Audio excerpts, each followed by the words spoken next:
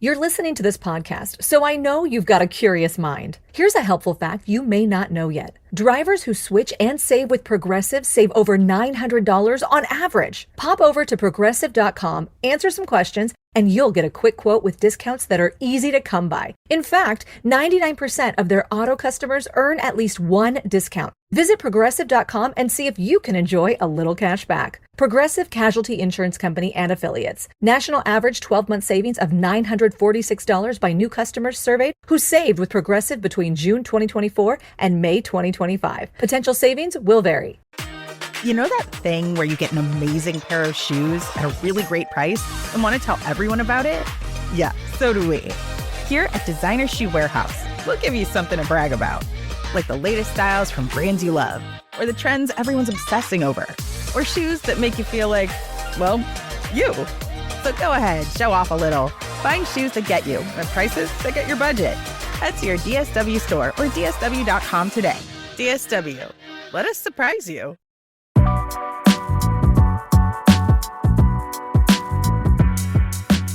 Welcome back to another episode of Investies. I'm your host, Linda Garcia, Texas State Representative and author of the book Wealth Warrior. This week on the podcast, we are going to discuss how technology has transformed market recoveries. But before we get into that, let's go ahead and review what took place last week in the market. The Dow Jones was up 1.36%, the S&P 500 was up 0.91%, and the Nasdaq was up 1.12%. Last week, we had all of the technology hyperscalers reporting. It was a heavy news cycle week, and of course, as we mentioned in last week's episode of Investies, all eyes were on CapEx, and something really interesting happened. For the last several quarters during earnings season, we have had the ongoing discussion of capital expenditures pertaining to the tech sector and how expensive it is to build out AI infrastructure. Now, analysts and investors alike have been terrified that their biggest winners are not going to be able to sustain the capital expenditures pertaining to the build out of this infrastructure, but also potentially not be valuable in the future. In other words, valuations are getting increasingly higher as they dump more money into the infrastructure costs. Technology, as they reported last week, were all dropping big numbers for CapEx and increasing their forward guidance pertaining to capital expenditures for the year of 2026. And then Meta reports. And in Q1, they report spending less on CapEx than what they were expecting, than what they had previously given guidance on. And the market reacted. And low-key, I was kind of shocked. I thought to myself, is Meta going to get rewarded because they didn't spend as much on their CapEx, given that analysts and investors have been freaking out over CapEx spend? Meta drops over 10% in the market the very next day after reporting in the evening on Wednesday that they missed their capital expenditure guidance. I think we may be seeing the beginning of a market narrative shift that's going to move away from tech is spending too much to tech needs to spend aggressively to stay competitive in AI. I think the perspective was Meta suddenly can't keep up with the pace that it was spending. It's not about absolute CapEx being too high anymore. It's about execution risk and falling behind. We are, of course, measuring all of these companies against each other, and every single company is announcing that they spent more on CapEx in the quarter or that they're raising guidance. And then all of a sudden, we have Meta that can't keep up. The question then becomes, why can't Meta execute? I think this definitely raised a flag. We obviously saw the market immediately punish them for not spending, which is so wild to me because all of these companies have been getting punished for spending too much. But the question here is, can Meta keep up with its peers in this AI race? And I think this is really going to reframe the entire CapEx conversation. It's definitely not about restraint anymore. It's about execution and competitive positioning. This week on the podcast, I want to talk about how technology has transformed market recoveries. For several years now, I have been having the conversation on this podcast with you about how I am seeing historical patterns change. And one of my theories for that was that more people were participating in the market, that there has been more information that is released, making it easier for people to actually become direct shareholders in the stock market, and that perhaps the volume is what is changing these historical patterns. I don't know if you all have heard the news yet, but April of 2026 has been one of the fastest market recoveries since April of 2020. And I want us to look at these 2 months side by side, April of 2020 during the COVID pandemic, and then April of 2026, where the market has been impacted by the war and also the CapEx for the technology sector that has impacted across the board. I think that these numbers reveal something really big that we're not necessarily looking at. The market's ability to recover from a crisis, I think, has fundamentally changed. And I think this is due to technology, and I don't think it's in the same way that most people are thinking about. Today, I really want us to dig into the data, travel back through history. You all know I love to do that.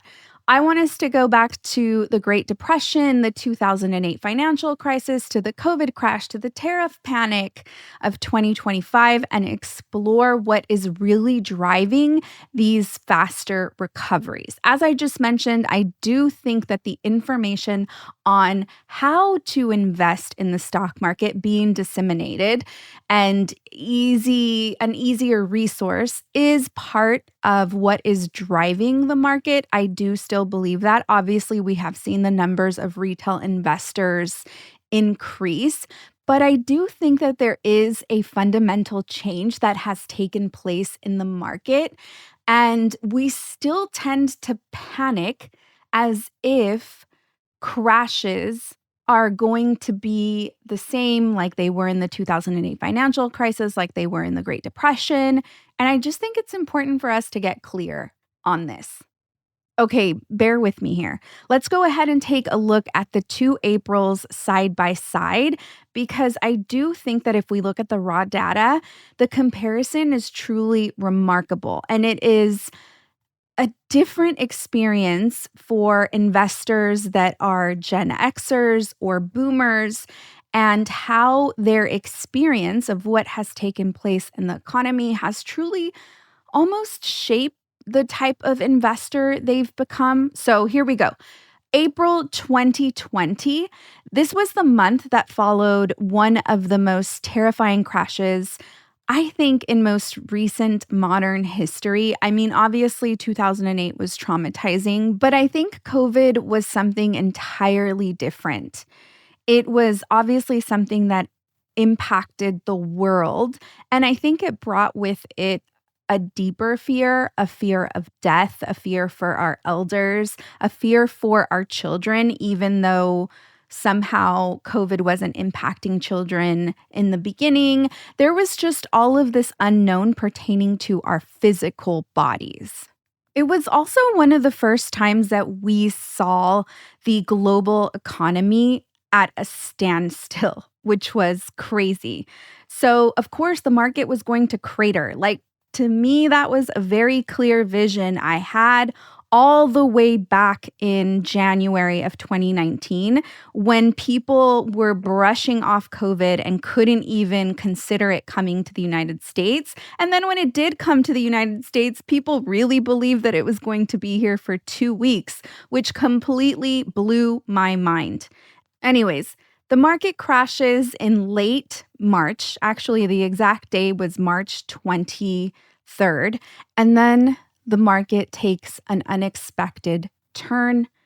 April 2020, we see the Dow Jones up 14.7%, the S&P 500 up 16.6%, the NASDAQ up 19.2%. April 2020 was the third best monthly performance that the S&P 500 had seen since at least 1950. It was the best month in roughly 82 years. And the beauty about this run is that we got to see all three indices surge together, a unified, explosive bounce. It was crazy. And if you were disciplined enough and understood the market enough, then you were buying on the way down of that crash. And you got to experience some of the most rapid growth in 82 years, which felt incredible. I got to be part of that, and all of the cohort that took my course, Wealth Warrior, and that followed me on this journey also got to feel that explosive bounce. It was like a once-in-a-lifetime experience, and it was cool to try to bring this type of information to my community and then see us all win, which is exactly what I want for all of us. I just want to see us win. Okay, I digress. Let's fast forward 6 years. April 2026, it just became the best performing month since April of 2020. But here's, I think, what gets a little interesting. These are nuanced numbers. Just like we saw all three indices surge together, we definitely don't necessarily see that for all three of them in April of 2026, but there still is a significant surge. The Dow Jones is up 6.3%, the S&P 500 is up 9.96%, and the NASDAQ is up 14.99%. Really quickly, side note here, for those that are new here, it's important that you understand that on average, the S&P 500 increases on an annual basis anywhere from 8 to 10%. Okay, on an annual basis, which means every year on average, we can expect the S&P 500 to increase 8 to 10%, which is why these numbers in 1 month are so incredible. And I think they merit a pause and reflection and try to understand what in the market is changing.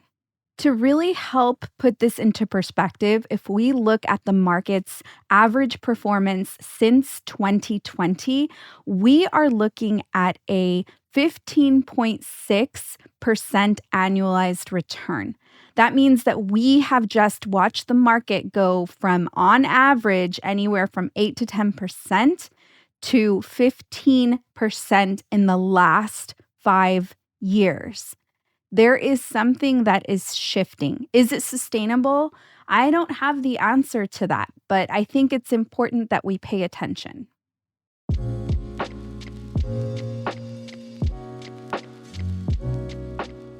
Okay, let's go back and talk about some of the nuances that I definitely want to call out between the growth of April 2020 and April 2026. If you remember, April 2020 had a unified run between all three indices. In this run, we are obviously seeing a nuance that I definitely think is worth mentioning as we are analyzing and paying attention to the shifts.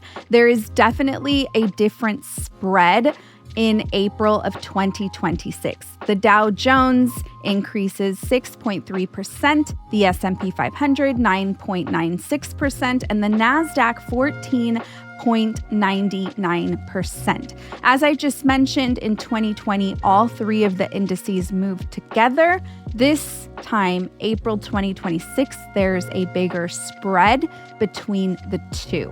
So there is an 8.7 percentage point gap between the Dow and the NASDAQ. Tech massively outpaced the broader market, but this is only because, as we've been talking about quarter after quarter, the NASDAQ has been beaten down for several quarters due to capex fears. So concerns that the massive capital expenditures being poured into AI infrastructure wasn't going to pay off was what was spooking the market and driving specifically the tech sector down. In April of 2026, what we saw was more of a relief rally on top of, obviously, the back and forth of what is taking place in Iran. We are also moving with the oil index. Remember that. We had a whole episode about that several episodes back. So there's nuance to the pattern and the shift that obviously I believe is worth paying attention to, which is why we're seeing a different spread. The point here, however, is that we are seeing incredible recoveries both months. Hey, want a cookie? Oh, I know you just ate, so you're craving something a little sweet. Besides, one cookie isn't gonna kill you. How about half? Just a bite? Bite it. Bite it. Bite it. Food noise isn't fair, but Mochi Health is. Your affordable GLP-1 source that puts you on a path to successful weight loss by quieting food noise. Bite it. Shh. Learn more at joinmochi.com. Mochi members have access to licensed physicians and nutritionists. Results may vary. Study and play come together on a Windows 11 PC. And for a limited time, college students get the best of both worlds. Get the Unreal College Deal. Everything you need to study and play with select Windows 11 PCs. Eligible students get a year of Microsoft 365 Premium and a year of Xbox Game Pass Ultimate with a custom color Xbox wireless controller. Learn more at windows.com/student offer. While supplies last. Ends June 30th. Terms at aka.ms/collegepc. Okay, before we really start talking about why recoveries are getting faster, I think we need to take a moment here to talk about the most recent example of a fast recovery. And this has to do with April of 2025. Not to be confused with the conversation surrounding April 2020 and April 2026, which is comparing the best performance in 1 month. What took place in April of 2025 was one of the most dramatic crash and recovery stories we've ever seen. On April 2nd of 2025, President Trump announces sweeping reciprocal tariffs, 10% on all imported goods, with additional tariffs targeting 90 countries. You all remember this. China faced a 34% tariff. The EU faced a 20% tariffs, and markets called it Liberation Day. Wall Street called it a catastrophe. The Dow plummeted over 4,000 points in 2 days. That was one of the steepest declines since COVID of 2020. The S&P 500 fell 14% in just 5 trading days. The market bottomed April 7th for the Dow, with peak chaos on April 9th. I just want to side note here that my birthday is April 8th. And every year I'm always like, oh my gosh, what is going to happen in the market in and around my birthday? Because it always feels like chaos, either beautiful chaos or scary chaos. Shortly after those numbers, we see an incredible recovery. This is the fastest recovery we've ever seen. Trump administration pauses the tariffs. The US and China struck a temporary deal on May 12th. The very next day, May 13th, the S&P 500 turned positive for the year. By June 27th of 2025, both the S&P 500 and the NASDAQ closed at all-time highs. The full round trip from crash to new record highs took roughly 3 months. The gains from the low April 7th to July 24th of 2025, the Dow Jones increased 19.28%. The S&P 500 increased 28.21%, and the NASDAQ increased 38.25%. Now, again, this is not just a recovery. This includes new all-time highs. And once again, the NASDAQ led the charge. I also just want to quickly highlight that the NASDAQ had been beaten down. The tech sector specifically had been beaten down during this time because of the tariffs that could potentially impact chips, like AI chips. Not like chips. But that's why I think we really saw the NASDAQ lead the charge again. Either way, we saw an incredible recovery from all three with about a 10% spread, which is, again, a remarkable movement that we've never seen in our lifetime. Let's take a look at the 2008 financial crisis and the crash that took place there. This crash was a crash that I think really impacted the relationship that millennials and Gen Xers have with money, with investing, with home ownership, with trust in financial institutions. I think for a lot of people that got to sort of grow up in the 2008 financial crisis, this really rewired how we think about risk entirely.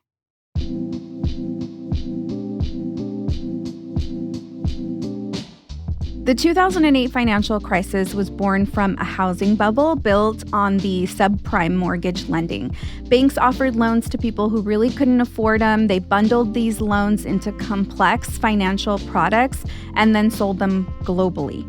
When the housing market collapsed, the entire system came down with it. September 15th of 2008, Lehman Brothers, one of the largest investment banks in the world, declared bankruptcy. And I think it was very clear then that we were in big trouble. So let's take a look at the numbers.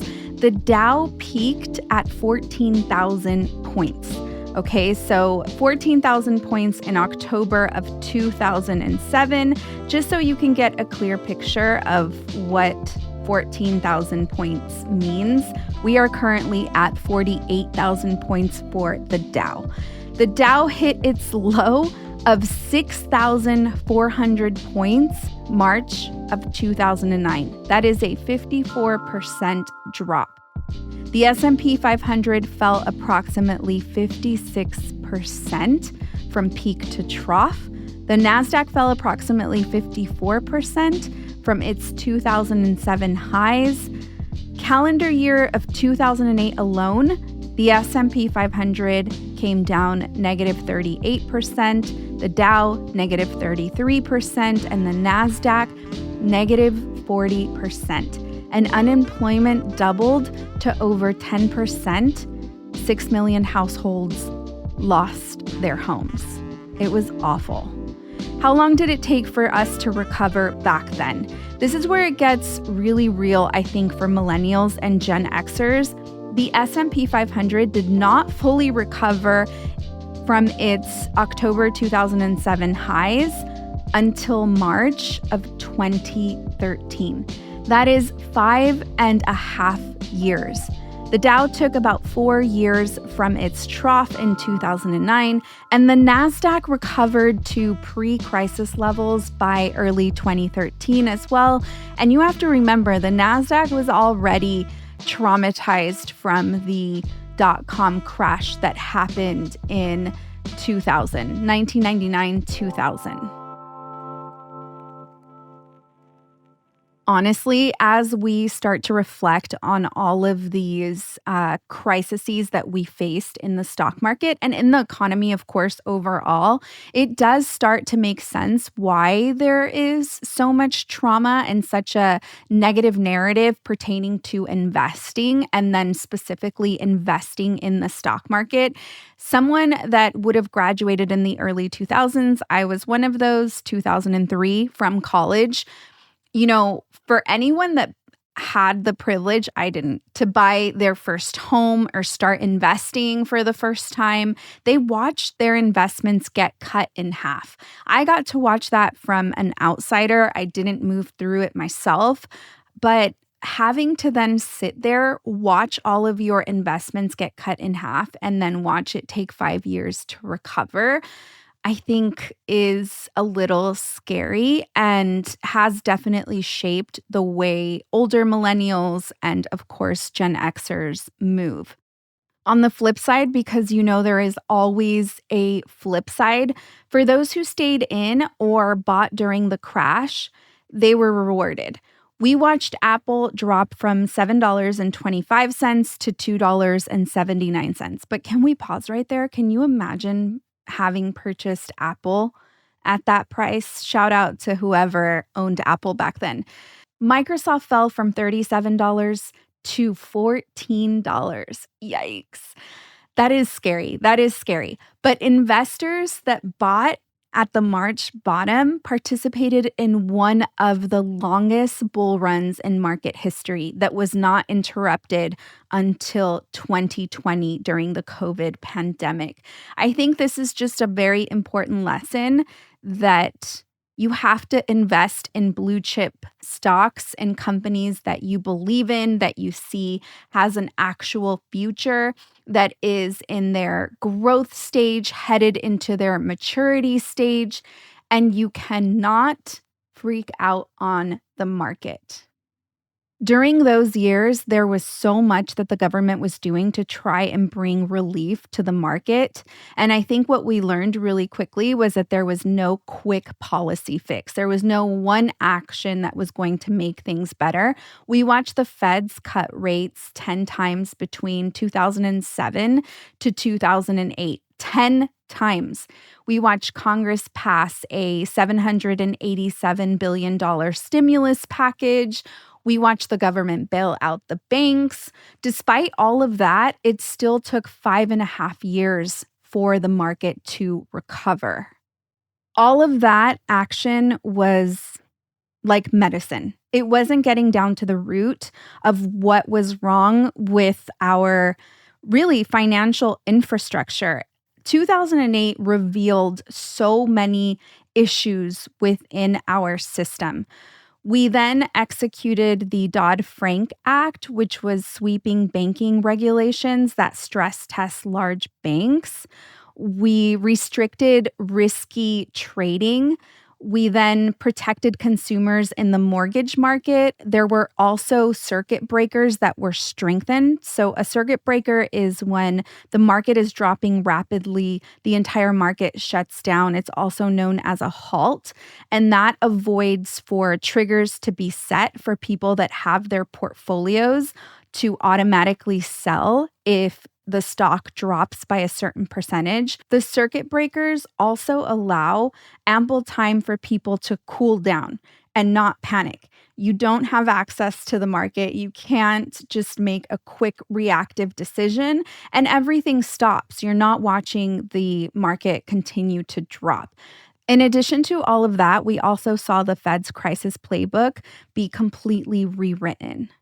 I think that this is the piece of history that we're missing, or that at least I was missing as I was watching all of these historical patterns rapidly shift. What I was missing, I'll say myself, it's something that I'm not listening to anyone talk about, is that all of these measures are put into place in the market after we experience a crisis. in the market, also meaning the economy overall. The generation that suffered through the 2008 crisis inadvertently built the safety net that protected the generations after them. In other words, they made it so much safer to not only invest in the market, but also for a much faster recovery.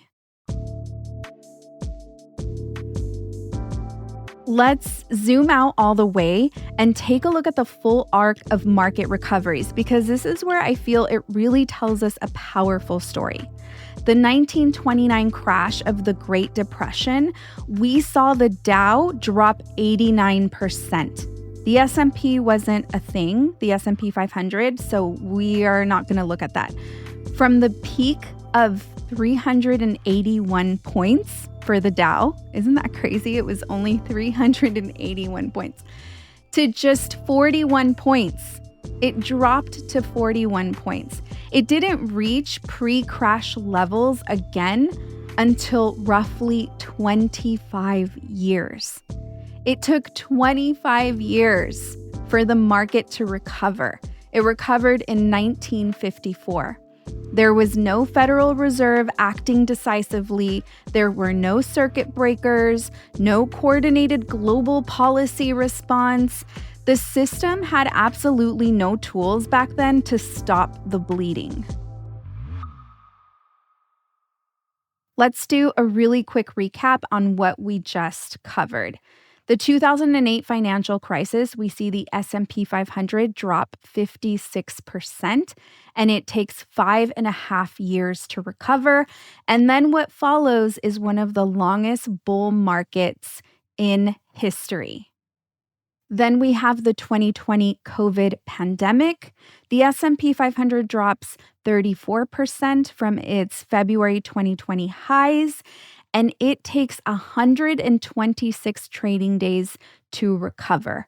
At the time, this was the fastest recovery a major bear market had seen in 150 years. Then we have the most recent crash in April of 2025. The S&P 500 drops 14.6% in 5 days. And then all of a sudden, in 3 months, we recover to new all-time highs, then making it the biggest recovery that we have seen in 150 years. I can't tell you how many times I have heard analysts and investors or just regular people place so much fear on this hypothetical crash that is going to help us in the future. And I have thought about this over and over, especially as I have a podcast and a book and a course and all of these resources that encourage people to begin investing. Of course, this is a topic that I think really deeply about. And I have to say that I think we are discounting all of the tools that we have put in place and the experience that we have gathered from these past crises. And absolutely, a new, unexpected, unbelievable crisis could happen.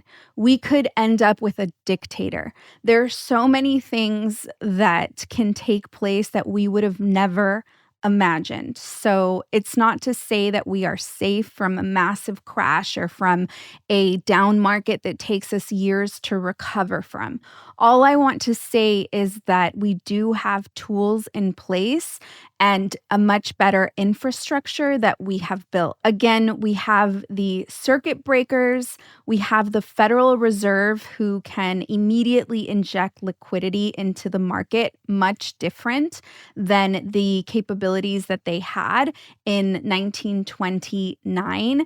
And then, of course, we have instant information, policy changes, earnings reports, the deal announcements that hit global markets in just seconds.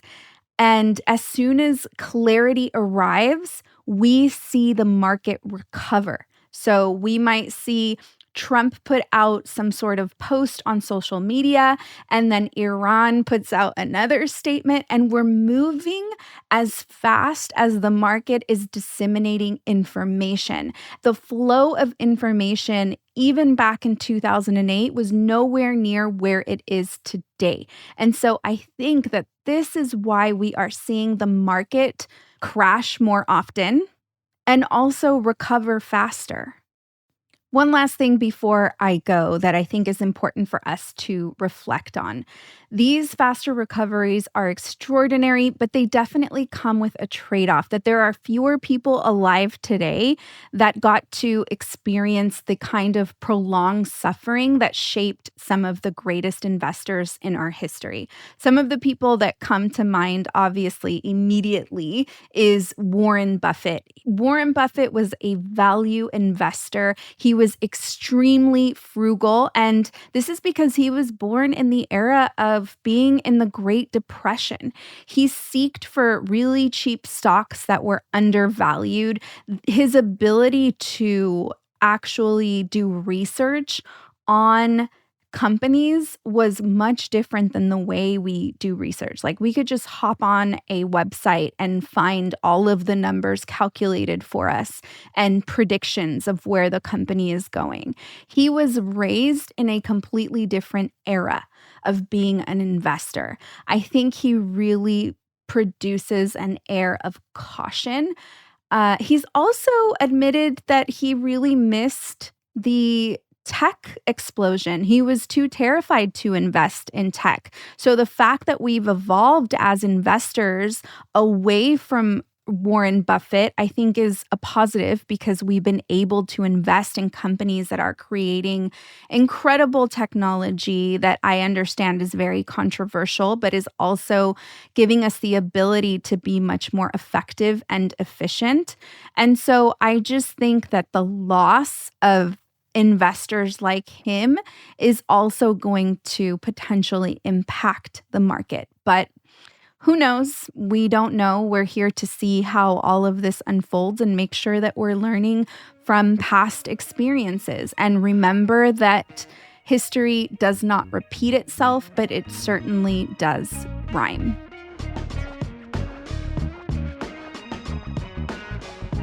You're listening to Investies podcast. I'm your host, Linda Garcia. If you are enjoying these episodes, I want to ask you for a really big favor. If you can take 5 minutes out of your day and head over to wherever you are listening to this podcast, and please rate and review us. This really helps us amplify the podcast. A very special thank you to the team: Crystal Patino, Asia Simpson, Eliza Smith, and Jacob Winnick.